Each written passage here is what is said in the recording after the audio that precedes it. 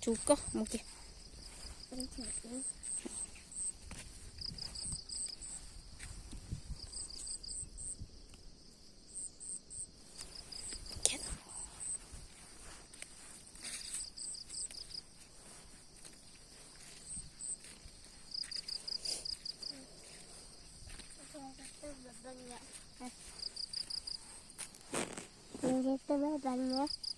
Lão, mình bệnh đi.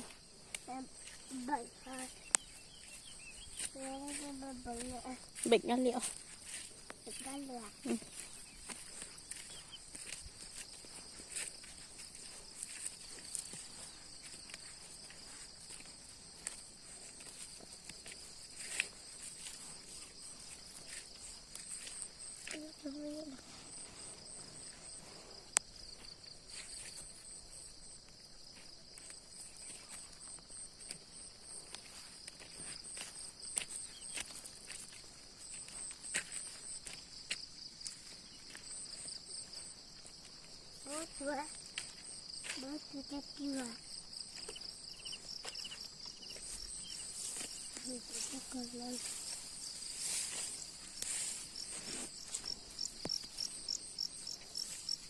Muốn ra mà nuôi.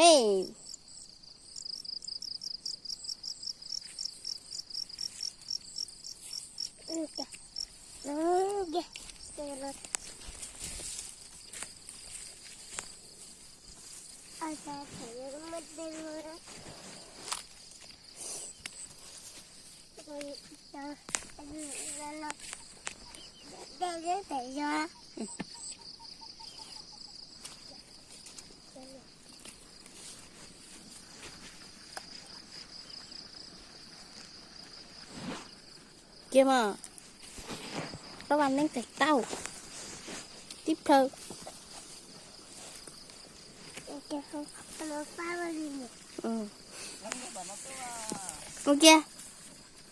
một kia mà một kia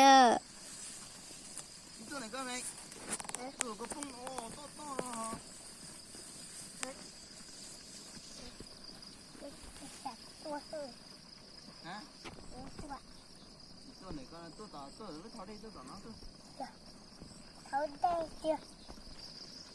Đây thì là để khâu dân bữa. Để khâu dân. Để nó bữa.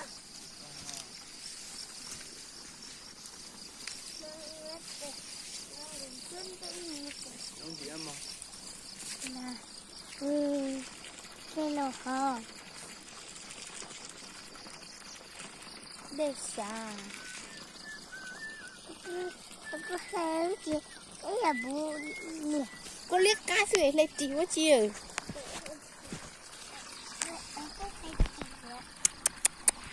Nan đi lúc con lên mà.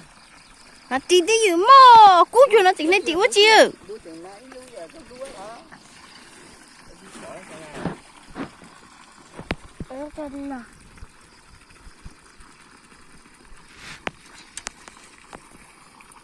thao bảo quá chi đây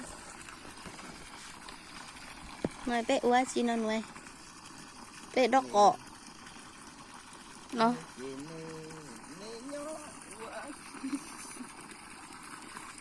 cho đây tí lo luôn nó chứ tao tao này hả mà cho tí tu sầu có rồi thôi bên nuôi không ai họ chỉ bó lò lò lắm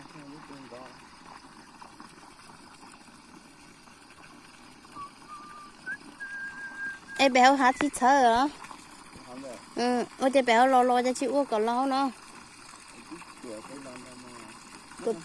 tụi béo hát thở nè